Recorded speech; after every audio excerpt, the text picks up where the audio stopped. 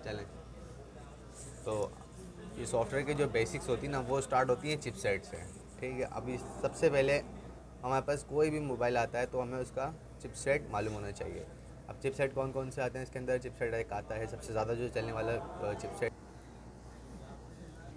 तो सबसे ज़्यादा जो है वो एक जो प्रोसेसर आने वाला है वो मीडियाटेक। ठीक है, तो सबसे ज़्यादा चलने वाला जो मोबाइल के अंदर प्रोसेसर है वो मीडियाटेक का नाम मीडियाटेक है, यानी जिसको हम अपनी जो लैंग्वेज है हमारी उसमें हम उसको एम डी के कहते हैं।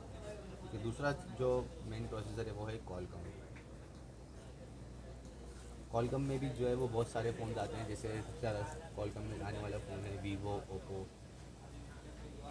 वीवो आते हैं इनमें, ओप्पो आते हैं, इसके अलावा सैमसंग के अंदर आते हैं ये, और भी बहुत सारे मॉडल के अंदर कॉलकॉम में आता है। इसी तरह एम के भी सब में आता है, वीवो में भी आता है, ओप्पो में भी आता है, और जो सैमसंग में भी आता है, और जो है क्या कहते हैं इन्फिनिक्स टेक्नोलॉजी सब जितने भी मोबाइल हैं इनमें सब में ये दो प्रोसेसर सबसे ज़्यादा यूज़ होने वाले हैं। और एक जो प्रोसेसर इन दो प्रोसेसर के बाद आता है वो है स्पेक्ट्रम, इसको हम अपनी लैंग्वेज में जो है वो एस कहते हैं। ठीक है, ये अमूमन जो है वो टेक्नो इन्फिनिक्स के मोबाइल के अंदर आता है, लेकिन जो है ये अभी ये सैमसंग के अंदर भी कुछ कुछ मॉडल जो है इसके आए हैं। सैमसंग के ऑल मॉडल्स भी इस पर जो है इसकी सपोर्ट थी इसके पर, लेकिन अब जो है वो जो कम होगा इनसे एस पी डी के मोबाइल का। तो इन दोनों के अलावा जो है एक जो प्रोसेसर है वो है, एक जो मेन जो प्रोसेसर है वो जो सिर्फ सैमसंग में ज़्यादातर आता है, और वीवो में भी बहुत कम मॉडल्स के अंदर आता है। ठीक है, वो है एक्सैनस। तो ये ज़्यादातर जो सैमसंग के मॉडल्स के अंदर ही आता है। जो वीवो के बिल्कुल लेटेस्ट मोबाइल हैं उनके अंदर भी ये प्रोसेसर आ रहा है अब, लेकिन ज़्यादातर ये सैमसंग के अंदर जो है वो आता है। ठीक है, तो इसका टूल जो है वो हमारे पास इसके डिवाइसेस वगैरह के ऊपर आता है। तो ये चिपसेट बताने का मकसद ये है कि जो भी हमारे पास मोबाइल के अंदर सॉफ्टवेयर के हवाले से काम होता है वो होता है चिपसेट के ऊपर। तो अब हमने जो है वो जैसे एम के कोई मोबाइल है उसके अंदर हमने जो है वो किस तरह जो है हमने पता चलेगा कि हमारे पास कौन सा मोबाइल है, उसमें कौन सा प्रोसेसर है। मोबाइल नंबर हमारे से,